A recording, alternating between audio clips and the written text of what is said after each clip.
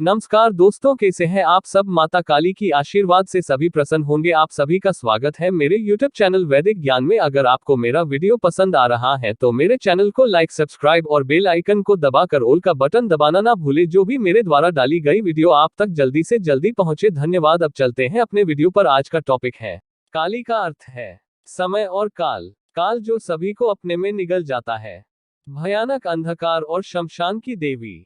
वेद अनुसार समय ही आत्मा है, आत्मा ही समय है। मां कालिका की उत्पत्ति धर्म की रक्षा और पापियों राक्षसों का विनाश करने के लिए हुई है। काली को माता जगदम्बा की महामाया कहा गया है। मां ने सती और पार्वती के रूप में जन्म लिया था। सती रूप में ही उन्होंने 10 महाविद्याओं के माध्यम से अपने 10 जन्मों की शिव को झांकी दिखा दी थी। नाम माता कालिका। शस्त्र त्रिशूल और तलवार। वार शुक्रवार। दिन अमावस्या। ग्रंथ कालिका पुराण। मंत्र ओम ह्री श्रीं क्री परमेश्वरी कालिके स्वाहा। दुर्गा का एक रूप माता कालिका 10 महाविद्याओं में से एक। मां काली के 4 रूप हैं: दक्षिणा काली, शमशान काली, मात्र काली और महाकाली। राक्षस वध। माता ने महिषासुर, चंड मुंड, धूम्राक्ष, रक्तबीज, शुंभ, निशुंभ आदि राक्षसों के वध किए थे। माता कालिका के प्रसिद्ध 3 मंदिर। कलियुग में 3 देवता जागृत कहे गए हैं: हनुमान, कालिका और भैरव। कालिका की उपासना जीवन में सुख, शांति, शक्ति, विद्या देने वाली बताई गई है। मां कालिका की भक्ति का प्रभाव व्यवहारिक जीवन में मानसिक, शारीरिक और सांसारिक बुराइयों के अंत के रूप में दिखाई देता है, जिससे किसी भी इंसान के तनाव, भय और कलह का नाश हो जाता है। हिंदू धर्म में सबसे जागृत देवी है मां कालिका। मां कालिका को खासतौर पर बंगाल और असम में पूजा जाता है।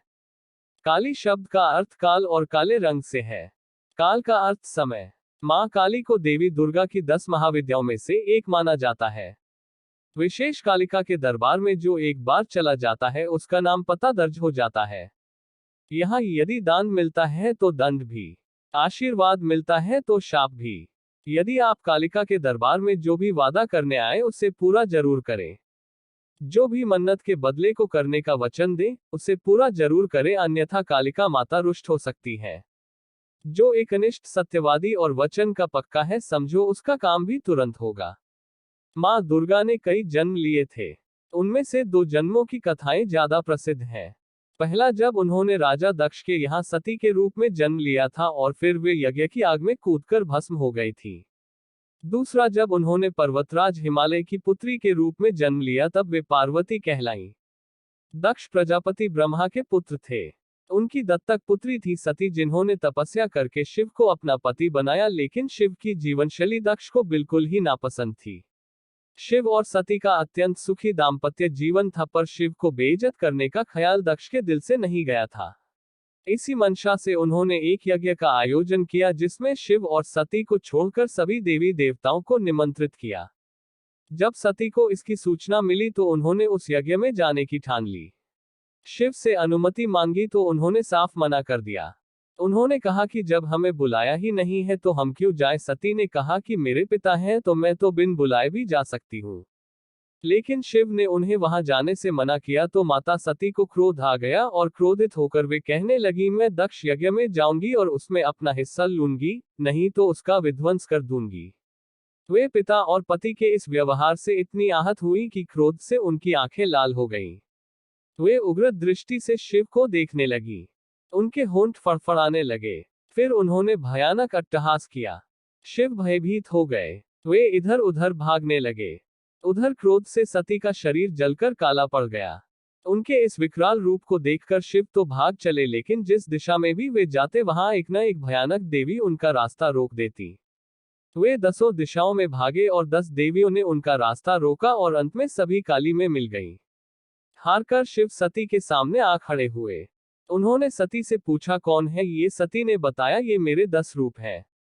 आपके सामने खड़ी कृष्ण रंग की काली है, आपके ऊपर नीले रंग की तारा है, पश्चिम में छिन्नमस्ता, बाएं भुवनेश्वरी, पीठ के पीछे बगलामुखी, पूर्व दक्षिण में द्युमावती, दक्षिण पश्चिम में त्रिपुर सुंदरी, पश्चिम उत्तर में मातंगी तथा उत्तर पूर्व में षोडशी है, और मैं खुद भैरवी रूप में अभयदान देने के लिए आपके सामने खड़ी हूँ। माता का ये विकराल रूप देख शिव कुछ भी नहीं कह पाए और वे दक्ष यज्ञ में चली गईं। दुखों को तुरंत दूर करती। काली 10 महाविद्याओं में से साधक महाकाली की साधना को सबसे शक्तिशाली और प्रभावशाली मानते हैं, जो किसी भी कार्य का तुरंत परिणाम देती है।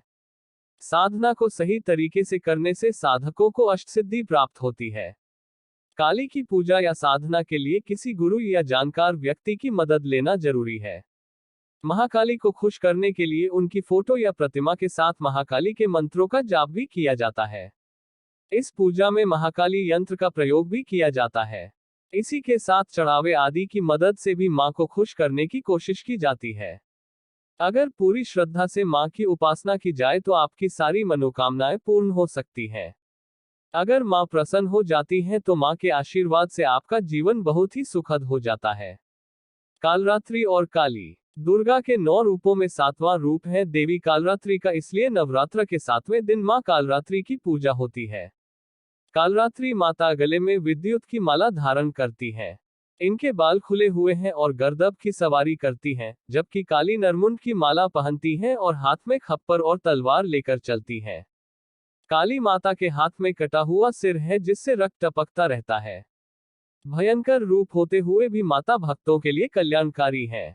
कालरात्रि माता को काली और शुभंकरी भी कहा जाता है।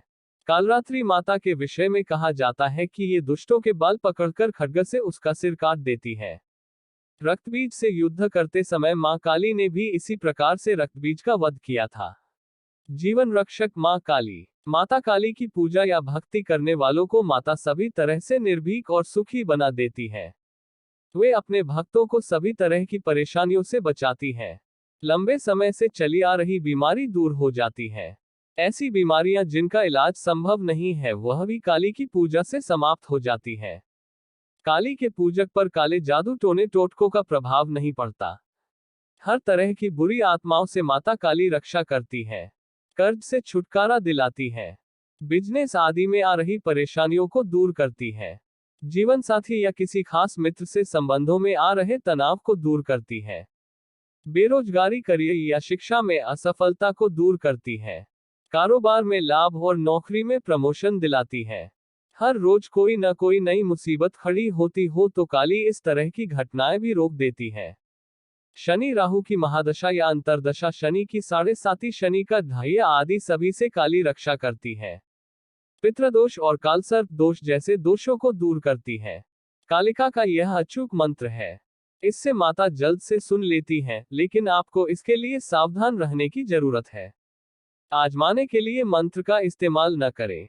यदि आप काली के भक्त हैं तो ही करें। मंत्र: ओम नमो काली कंकाली महाकाली मुख सुंदर जिन्हवा वाली। 4 वीर भैरव 84 4 बत्ती पूजू पाने मिठाई। अब बोलो काली की दुहाई। इस मंत्र का प्रतिदिन 108 बार जाप करने से आर्थिक लाभ मिलता है। इससे धन संबंधित परेशानी दूर हो जाती है। माता काली की कृपा से सब काम संभव हो जाते हैं। 15 दिन में एक बार किसी भी मंगलवार या शुक्रवार के दिन काली माता को मीठा पान व मिठाई का भोग लगाते रहें।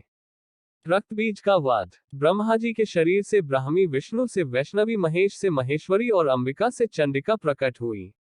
पल भर में सारा आकाश असंख्य देवियों से आच्छादित हो उठा। ब्राह्मणी ने अपने कमंडल से जल छिड़का जिससे राक्षस तेजहीन होने लगे। वैष्णवी अपने चक्र, महेश्वरी अपने त्रिशूल से, इंद्राणी वज्र से और सभी देवियां अपने अपने आयुधों से आक्रमण कर रही थी। राक्षस सेना भागने लगी। तब रक्तबीज ने राक्षसों को धिक्कारा कि वे स्त्रियों से डरकर भाग रहे हैं। रक्तबीज हमला करने आया तो इंद्राणी ने उस पर शक्ति चलाई जिससे उसका सर कट गया और रक्त भूमि पर गिरा। किंतु पूर्व वरदान के प्रभाव से उस रक्त से फिर एक रक्तबीज उठ खड़ा हुआ और अट्टहास करने लगा। जैसे ही शक्तियां उसे मारती उसके रक्त से और असुर उठ खड़े होते। जल्द ही असंख्य रक्तबीज सब और दिखने लगे। मां चंडिका ने श्रीकाली से कहा कि इसका रक्त भूमि पर गिरने से रोकना होगा जिससे और रक्तबीज न जन्मे। देवी काली ने कहा कि आप सब इन्हें मारे, मैं एक बूंद रक्त भी भूमि पर न पड़ने दूंगी। और ऐसा ही हुआ भी। जल्द ही सारे नए रक्तबीज युद्ध में मारे गए।